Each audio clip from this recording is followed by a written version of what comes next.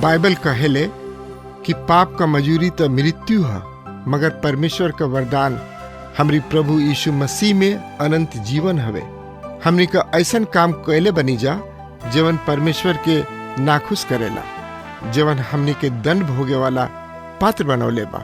मगर बाइबल अनंत जीवन की ओर एगो सुघर रास्ता प्रस्तुत करेला। TWR इंडिया से प्रसारित कार्यक्रम जिंदगी की राह यही अनंत जिंदगी की खोज में चले वाला एगो कार्यक्रम है। कृपा करके सुनी देखें ताकि परमेश्वर आपकी जिंदगी में आपका रास्ता बतावे वाला ठहरस। प्रिय मित्र, हम अपना पिछला अध्याय काल में एगो बहुते महत्वपूर्ण विषय पर विचार विमर्श करे जा रहल बानी जा और इहो देखले रही जा परमेश्वर के प्रिय प्रजा इस्राएल के भविष्य के बारे में और परमेश्वर गैर यहूदी सब के पूरा होखला के बाद कलीसिया के स्थापना के पश्चात इस्राएल प्रजा के ओर ध्यान करी हैं। एह तरी जब कलीसिया एह पृथ्वी पर बिया और आन जाति लोग कलीसिया में सम्मिलित हो रहल बाने, तब तक ओहनी लोग के मन परमेश्वर के ओर कठोर करी हैं। परमेश्वर अपना प्रिय दास और इस्राएल के पूर्वज इब्राहिम, इसहाक, याकूब के दिहल गोइल प्रतिज्ञा के कारण इस्राएली जाति के मन फिरावे के मौका दी हैं तथा अवसर दी हैं। दूसरा शब्द में कहल जाए, मन फिराव के अवसर दी हैं और ओकरा के पुनः स्थापित करी हैं। प्रिय मित्र, इस्राएली जाति शरीर, देह तथा राजनैतिक या मानवीय दृष्टि से ही महत्वपूर्ण ना हो, बल्कि ई परमेश्वरीय दृष्टि से महत्वपूर्ण है। काहे कि संत पौलुस रोमियो 9 अध्याय के 4 और 5 पद में इस्राएल के विशेष अधिकार के चर्चा कर चुकल बाड़े। रोमियो 11 अध्याय के 33 से 36 पद में हमनी के परमेश्वर के स्तुति के शब्द के पढ़ रही जा और हमनी के ओह में 3 गो महत्वपूर्ण सवाल के देखले रही जा। पहल कहा, प्रभु के मन के जल लेबा। दूसर कहा, परमेश्वर के सलाह दे सकता। तीसर कहा के उनका के सबसे पहले उनका के कुछ दिहलस करौआ किने ना के अलावा कोनो सवाल ना होई। हमनी के देखले रही जा कि प्रिय मित्र, पहल कहा परमेश्वर के ओर से है, दूसर कहा परमेश्वर के द्वारा और तीसर कहा परमेश्वर के खातिर है। ऐसे युगा न युग उनकर महिमा होला। आई रोमियो 12 अध्याय के शुरू करी जा।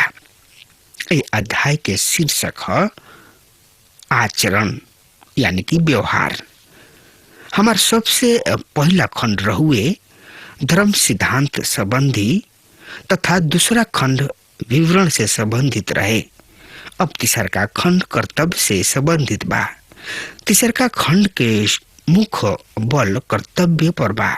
रोमियो के पत्री के पहला खंड में अपना उद्धार के टोप के तथा विश्वास के ढाल के प्रयोग देखनी है, पर ए आखिरी खंड में गोड़ तथा पांव शांति के सुसमाचार के तैयारी के जूता पहन के तैयार बने। प्रिय मित्र, ई ऊ कपड़ा है जेकरा बारे में संत पौलुस इफिसियों के पत्री में चर्चा कोले बड़े। ऊ एक कपड़ा के परमेश्वर के अस्त्र शस्त्र यानी कि हथियार के नाम से संबोधित कइल गइल बा। हम एकरा के आत्मा के हथियार भी कह सकतानी।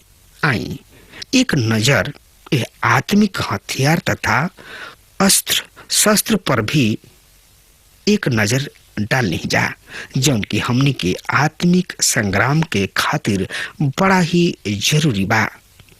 तो एकरा बारे में जानकारी खातिर वह अपन पवित्र शास्त्र बाइबल निकाल लेनी। हाँ, तो ओ में देखी इफिसियों के पत्री 6 अध्याय 10 से 18 पद एह तरी से बता रहा बा। प्रभु और उनकर सामर्थ्य के शक्ति में बलवान बना और परमेश्वर के सब अस्त्र शस्त्र पहिर ला, जना से तू शैतान के सामना कर सका। हमार संघर्ष तो मांस और खून से नहीं खे, वरन प्रधान अधिकारी सब, अंधकार के संसारिक की शक्ति सब तथा दुष्टता के उह आत्मिक सेना सबसे बा, जौन की आकाश में बाणे।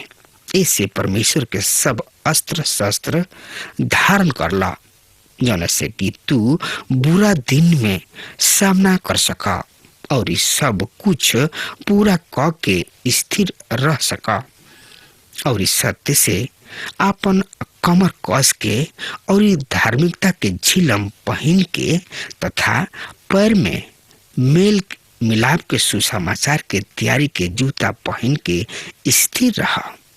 एकरा अतिरिक्त विश्वास के ढाल ले रहा, जना से तू ओह दुष्ट के सब अग्नि वाण के बुता सका और उद्धार के टोप तथा आत्मा के तलवार जौन परमेश्वर के वचन ले ला पर, यानी कि हर एगो विनती और निवेदन सहित पवित्र आत्मा में हरदम प्रार्थना करत रह और ई ध्यान रखत सतर्क रह, यानी कि सजग रह कि यत्न सहित सब पवित्र लोगन के खातिर प्रार्थना कर। प्रिय मित्र, हमरा आशा बा रउआ शारीरिक हथियार के साथ साथ आत्मिक अस्त्र शस्त्र यानी कि हथियार के बारे में भी जान गइल होखब। परमेश्वर और सहायता मदद करस कि रउआ ये हथियार सब के उचित प्रयोग कर सकी और परीक्षा के समय शैतान के शक्ति सब से तथा शैतान के शक्ति से लड़ सकी। प्रिय मित्र, हमने के युद्ध के मैदान में खड़ा होके के बाद हमने के अपना जिंदगी में सत्य के राह पर चले के बाद हमने के अपना जिंदगी के दौड़ में दौड़े के बाद प्रिय मित्र, ऐसा बहुते श्रोता भाई बहन कहलन कि हम यह बात के 6, 7, 8 अध्याय में पढ़ चुकल बानी। मित्र, एक दोनों खंड में आपस में भारी मतभेद बा, यानी कि अंतर बा। पवित्रीकरण के अंतर्गत हम मसीही चरित्र के विषय में चर्चा कर रहल बाने। ए अंतिम खंड में हम मसीही आचरण के बारे में लिखे के यानी कि सीखे के ओ खंड में हमारा केंद्र भीतरी स्वभाव रहे, ई बहरी स्वभाव है। ओ खंड में हम मसीही आदमी के दशा हमार विषय है। यहाँ एगो मसीह के पवित्रीकरण के विषय में बतावल गइल बा। वहाँ हम देखनी हा मसीही के है। यहाँ हमनी के देखे के कि ऊ का कहताने, उनकर कैसन व्यवहार बा, कैसन चरित्र बा, कैसन उनकर चाल चलन बा। हमनी के वो खंड में अनुग्रह के लाभ के बारे में पढ़ चुकल बनी जा। यहाँ हमनी के अनुग्रह के उपदेश पर विचार करे के एह तरी हमनी के जिंदगी में जवन कार्य भइल बा ऊ हमनी के कार्य के द्वारा भी प्रमाणित होखे के चाही। पौलुस यहाँ विश्वासी जन के जिंदगी के मार्ग दर्शन खातिर महत्वपूर्ण सिद्धांत के बखान कर रहल बाणे। हम पवित्रीकरण तथा यहूदी और गैर यहूदी के छुटकारा जैसे महत्वपूर्ण गंभीर विषय के खत्म क के सेवा अर्थात छुटकारा के प्रतिफल से संबंधित विषय पर आगुल बनी जा।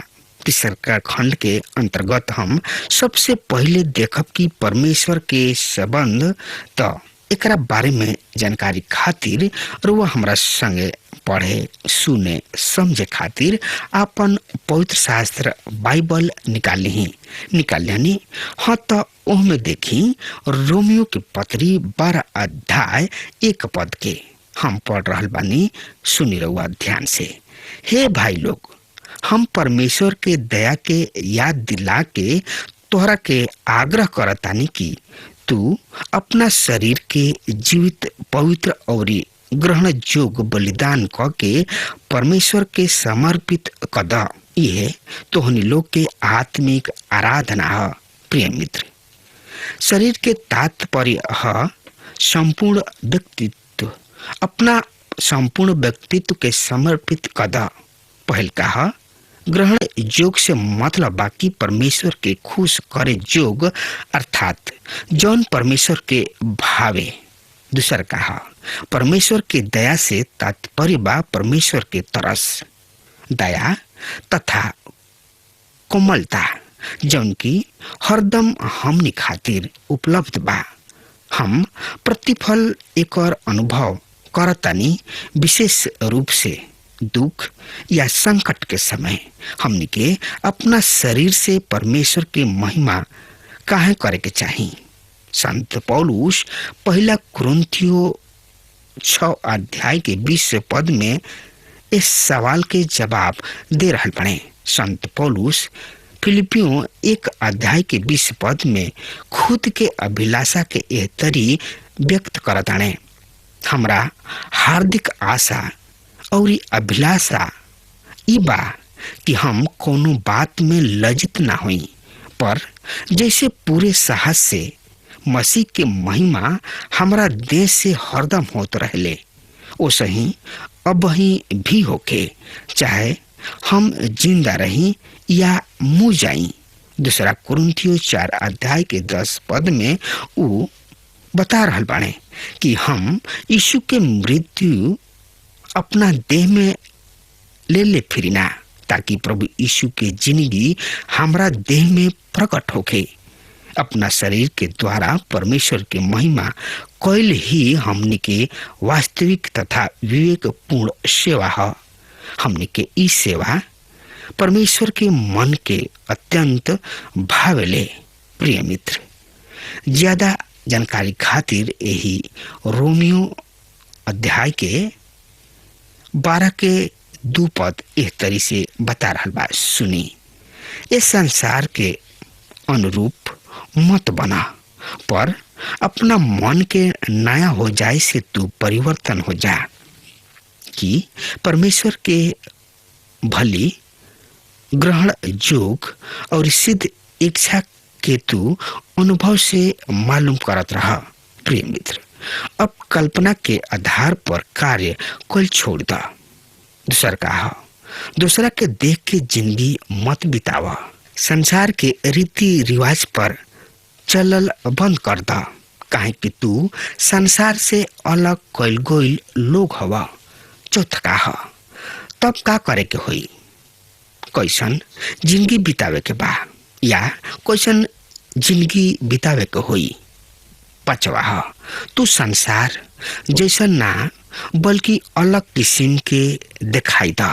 परमेश्वर के आत्मा के आजादी दा कि ऊ तोहरा दिमाग के नया करस, तब तू परमेश्वर के इच्छा के संभव कर सकब। दूसरा शब्द में कहल जाए, तब तू परमेश्वर के इच्छा के समझ सकब। तब तू कहब कि उनकर इच्छा अगम अपार बा। परमेश्वर के हाथ में अपना इच्छा के सफल विश्वासी जन की जिंदगी के सुघर बनावेले। ई कार्य उनका इच्छा के निर्धारित करेले। तब परमेश्वर उनका इच्छा के पहले भाला, तब ग्रहण जोग, तब आखिरी में सिद्ध बनावेले। और तब ऐसन स्थिति बन जाला कि विश्वासी तथा परमेश्वर के इच्छा एक दूसरा के समान हो जाला ओकरा में कोनो अंतर ना रहला। आत्मा के वरदान से संबंधित ये अध्याय के 3 पद एक तरी से बता रहल बा। सुनी, हम पढ़ रहल बानी, काहे कि हम ओह अनुग्रह के द्वारा जन हमरा के दिहल गइल बा तोहनी लोग में से हर एगो से कहतानी कि केहू भी अपना आप के जितना समझे के चाही ओकरा से बढ़ चढ़ के मत समझा, पर परमेश्वर के द्वारा दिहल गइल विश्वास के परिणाम के अनुसार सुबुद्धि से अपना आप के समझा। प्रिय मित्र, विश्वास के परिणाम के मतलब है उ सामर्थ जौन की परमेश्वर द्वारा उ कलीसिया के सेवा कर सके।